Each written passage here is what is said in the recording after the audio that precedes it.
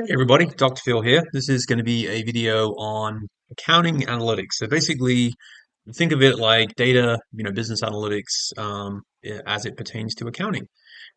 So, as all of you may not be completely familiar, let's talk about the role of accounting. So, accounting is known as the language of business. Accounting provides financial information to decision makers.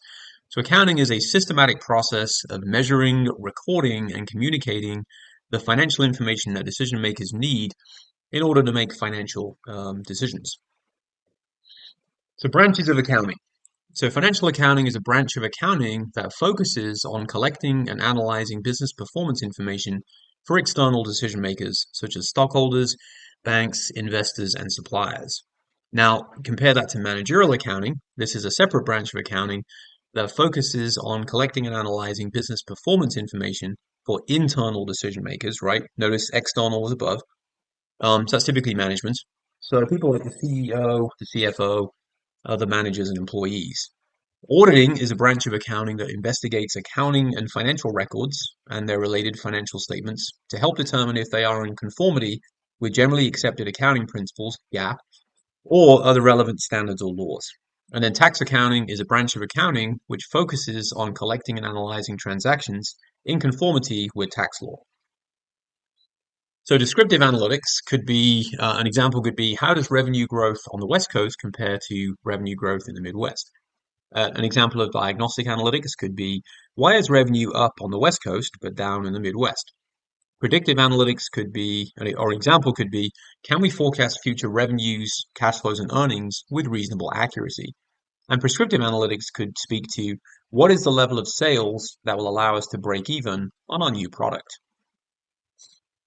So here we see some examples. So if we look at descriptive, what happened, what is happening. If we look at an example of financial, what is the balance of inventory on hand?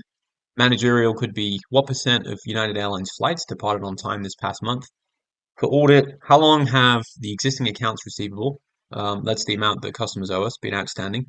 And then perhaps for tax, we could say how much did we pay in federal taxes last year? For diagnostic, the sort of why did it happen? Well, for financial, an example question could be why did so SG&A, sales, general, and admin expenses decrease as compared to the industry?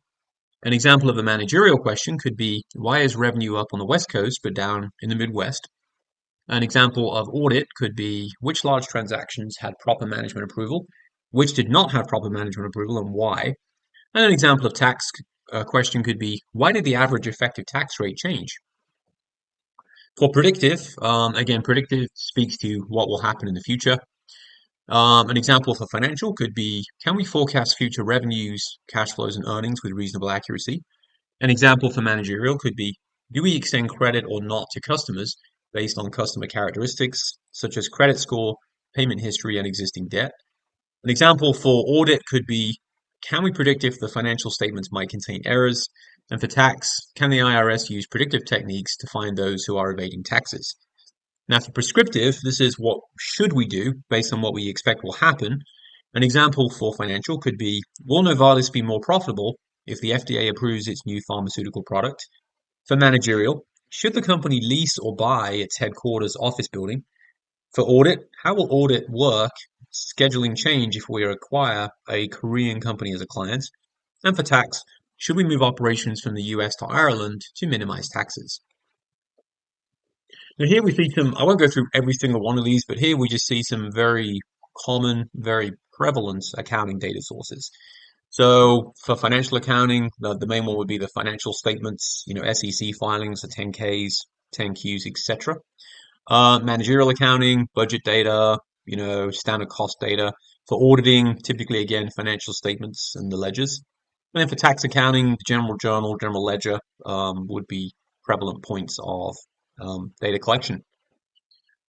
So financial statements represent a primary source of data for financial accounting. Now, the balance sheet is a statement of the resources available to the firm and who has claim on those resources. So, for example, like lenders, shareholders, etc. The income statement is a statement of performance summarizing revenues and expenses to determine the amount earned by the firm over a period of time. And then a statement of cash flows is a statement summarizing cash inflows and cash outflows. And a statement of stockholders' equity is a statement of the increases and decreases of stockholders' investments. Additional sources of data could include SEC filings, the 10K, the 10Q, the 8K. It could be general ledger, as in detailed account balances, conference calls with executives could be typically one, and also press releases. For managerial accounting data sources, things like budget data, a financial plan for an upcoming month, quarter, or year, and these are used to prioritize the needs of an organization. Standard cost data could speak to estimated or expected costs for one unit of production. So, for example, Tyson Chicken computes and carefully monitors the cost per pound of chicken. Point of sale data, so if we think about Walmart, Retail Link, contains record of every sale of every individual item at every Walmart store. SCM, or supply chain management system. We could also use a CRM, customer relationship management, or perhaps a human resources management system, or all points of data that we could collect. For auditing data sources, so auditing is an independent investigation of accounting and financial records. So auditors generally audit their clients' financial or tax data for compliance, and as such, generally do not maintain their own sources of data. Audit data sources, i.e. from, of course, from the clients, include financial statements, financial reports, as well as tax data and tax filings. For descriptive analytics, again, this is where we're looking to, characterize, summarize, organize features and properties of the data. I'll just go through a couple of these. If we think about counts, right? How frequently does an attempt occur? So an example could be how many times, there's your count, was taxable income greater than net income over the past 5 years. And if we wanted to look at, say, graphs, bar charts, and histograms, we could use horizontal or vertical bars to show comparisons between categories of data. So how long have receivables from IBM been outstanding and still unpaid? So that would be, a good candidate to be shown in a graph. For descriptive statistics, again, this is just something that you could generate in Excel. There's a lot of descriptive statistics there. Obviously, assets, net income, sales. This is just, and where it says data analysis toolpath, this is just something that's pretty easy to generate in Microsoft Excel. All right, next thing I wanted to talk about in this video pertains to common size financial statements. So this is financial statements where each line item is expressed as a percent of net revenues on the income statement and a percent of total assets on the balance sheet. And we're used to compare different companies to each other. So you can see here, right, we've got Walmart, various other companies across here. So you notice how total revenue for all of them is 100%, and then everything is broken down based on based on the total revenue figure. So like cost of revenue for Walmart, 74.63% compared to BA with an 80.58%, so on and so forth. And of course, we'd mainly be looking at the bottom ones here, right? Walmart's operating income or loss for just over 4% of revenue, whereas if we compare that to, say, KO, 26.68%. So as a percent of sales, everything is done, excuse me, as a percent of sales. So everything is based on, if I go back real quick, everything is based on that 100% figure. All right, diagnostic analytics is broken down into two broad categories to help determine why something happened. So the first is identifying anomalies and outliers. So this is, something, as we said before, something different than we expected, and finding previously unknown linkages, patterns, or relationships between variables. And the ways we could do that is we could perform a drill down, detailed analysis, and there's also various types of statistical analysis we may also want to use. So identifying anomalies and outliers.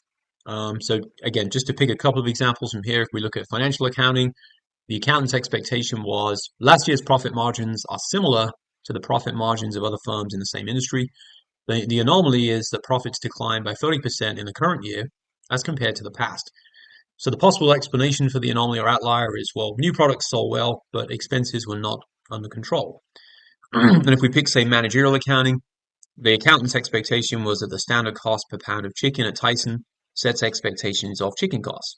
The anomaly was the cost of raising chicken had been higher than expected.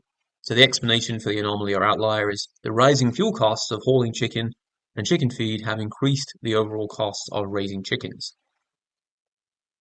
And here we see some diagnostic techniques that we can use to find anomalies. Again, I won't go through every single one of these, Fuzzy matching is interesting. So an example of where that could be used, why are some addresses of approved vendors similar to the addresses of those employees that work at the company? And the diagnostic test could be to check the addresses of employees and vendors and see if they are similar to see if there's a possibility of fraudulent transactions. Another one would be duplicate transactions. So why are there duplicates of some transactions in the financial accounting records? Are they just fraud or are they fraud or just errors? So the example of the diagnostic test, we could check all the amounts, dates, and vendors to see if duplicate transactions were erroneously recorded. So as an example of fuzzy matching, so I kind of touched on this earlier. Do or should clients and employees have similar addresses? And you can see here we have a couple, Michelle Patriot and Scott Finder, right? Um, those are the client names, but the employee they're both tied to this employee name, right? Tori Gillette, and of course the address is the same. So that might be something they want to look at. For drill down techniques and tests, again, I'll just go over a couple of these for the sakes of brevity. So the diagnostic analytics techniques for performing drill down analysis, we could uncover the details by summarizing the data at different levels. So an example of a type of question that would address is which customers included in the total accounts receivable have the highest balance outstanding? And do some accounts need to be written off due to uncollectability? An example of the diagnostic test could be a sum of all accounts receivable by customer, and then sort the total accounts receivable balances by customer from highest to lowest balance. And with respect to correlation, the extent to which variables are related to each other, an example of the type of question that could address are how are R&D or research and development expenses associated with sales revenue? The diagnostic test or the example of could be to run a correlation analysis to assess the relationship between advertising expense and sales revenue. Now, for hypothesis testing, using a difference in means, this is just an example, of course. Is the average female executive salary different than the average male executive salary? We could also do hypothesis testing using regression. So, for example, are advertising expenses associated with increased sales? And then we could maybe run a regression with revenues being the dependent variable and advertising expenses being the independent variable.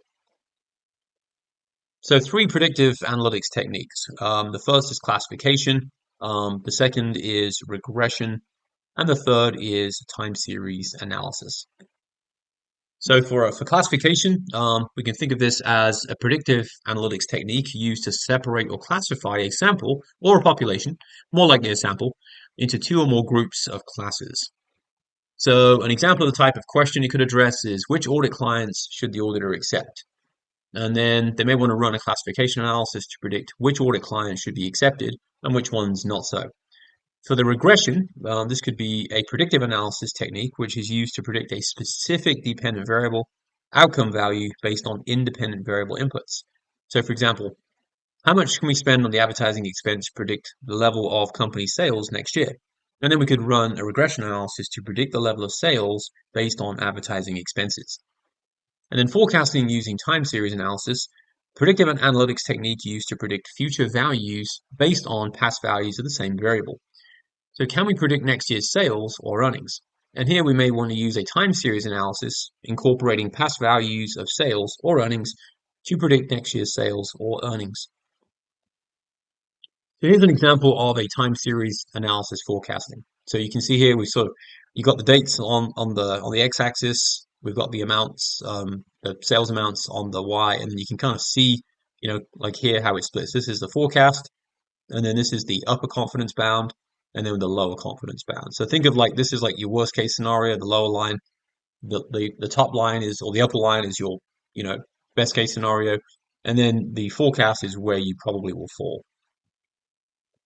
And then prescriptive analytics techniques. So sensitivity analysis is evaluating the outcomes based on uncertainty regarding the inputs, because those inputs can change. Cash flow analysis speaks to evaluating future cash flows using various analytics techniques, including NPV, net present value, and internal rate of return, IRR, for potential investments.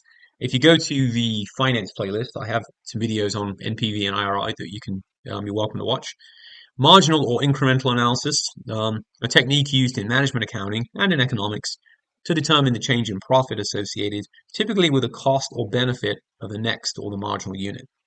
Goal-seek analysis speaks to a form of what-if analysis that tells us what will need to be done or assumed in order to reach a desired outcome, output, or result. And then what-if scenario analysis. This is an analysis of potential future events by considering potential outcomes. So here we see some examples of prescriptive analytics that we could use to help us address accounting questions. So if we just pick a couple of these, sensitivity analysis, evaluating the outcomes based on uncertainty regarding the inputs. So the question could be, an example question could be, what happens to Walmart's profits if the exchange with the Chinese RMB and the US dollar changes by 20%? And then we could test to see how sensitive Walmart's profits are to exchange rate changes based on our predictive models. Another example could be goal-seek analysis. So this is a form of what-if analysis that tells us what will need to be done or assumed in order to reach a desired outcome, output, or result. So for Samsung, what are the needed sales to break even on sales of their newest Samsung Galaxy? And here we could perform a break-even analysis to figure out the needed level of sales to break even. All right, as always, thanks for watching, and I will see you all in a future video. Take care.